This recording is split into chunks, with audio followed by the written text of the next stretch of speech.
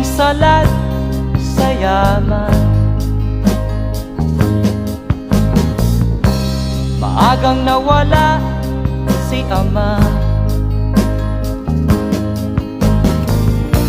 Ang ina ko na may mahina